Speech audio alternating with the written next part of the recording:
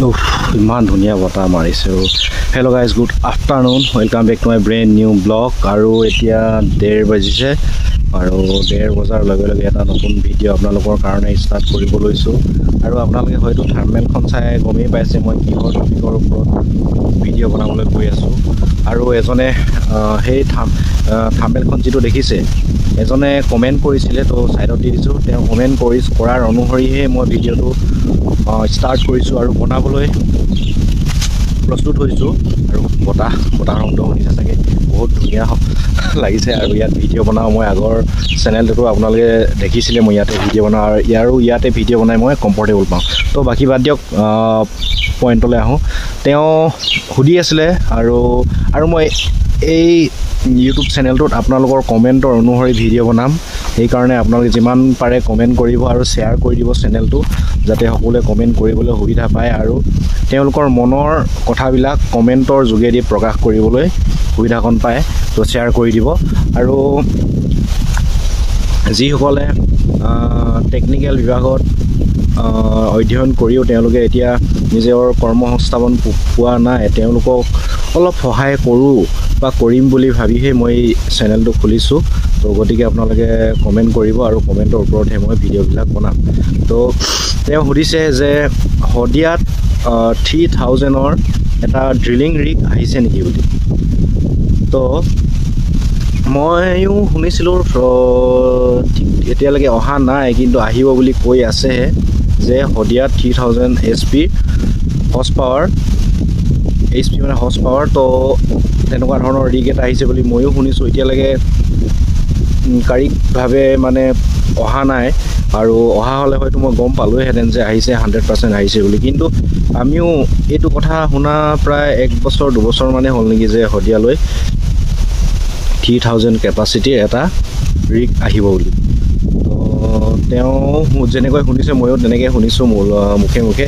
আৰু যদি আহে তেতিয়াহ'লে মই আপোনালোকক আপডেট কৰি দিম। তো আপোনালোকে চিন্তা কৰিব কোনো দৰকাৰ নাই। আৰু কিন্তু এটা কথা আপোনালোকক এইটোহে মই চিয়ৰিটি ক'ব নোৱাৰিম যে আপোনালোকক তাত মই সংস্থাপন দিব পাৰিম, এনেকুৱা ধৰণৰ কথা মই কেতিয়াও নকওঁ ইউটিউব চেনেলত। কাৰণ মই নিজে এজন সাধাৰণ কৰ্মচাৰী, কাম কৰি আছোঁ। আৰু কাম কৰোঁতে যিখিনি মই নিজে শিকোঁ, যিখিনি গম পাওঁ, সেইখিনি ওপৰতহে আপোনালোকক অৱগত কৰোঁ বা তথ্যবিলাক জনাবলৈ চেষ্টা কৰোঁ। তো তেনেকুৱা ধৰণে যে বহুতে কমেণ্ট কৰি আছে, বহুতে ফোন নাম্বাৰ খোজে, তো কামত ভৰাই দিয়ক, কিবা এটা কৰি দিয়ক আমুক।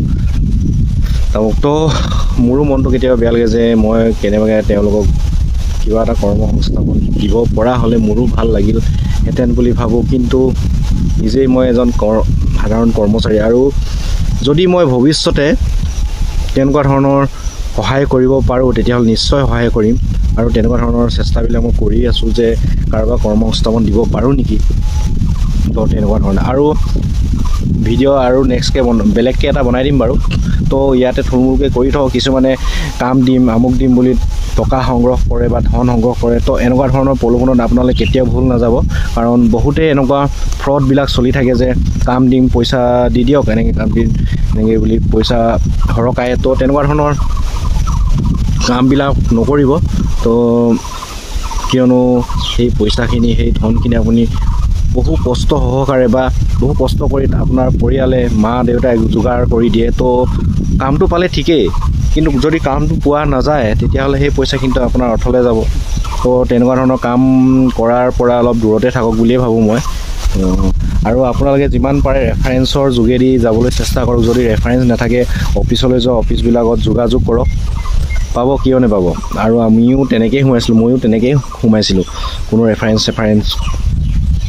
ইমান নাছিলে, হ'লেও আছিলে বাৰু, ইমান নথকাও নহয়, আছিলে। তো তেনেকৈ ধৰণে সোমাইছিলোঁ। তো আজি ভিডিঅ'টো বেছি দীঘলীয়া নকৰোঁ, আৰু মই অযথা কথা কৈ আপোনালোকৰ সময়ো নষ্ট নকৰোঁ।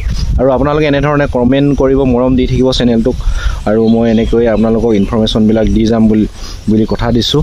তো জয় অসম, লগ পাম অন্য এটা ভিডিঅ'ত।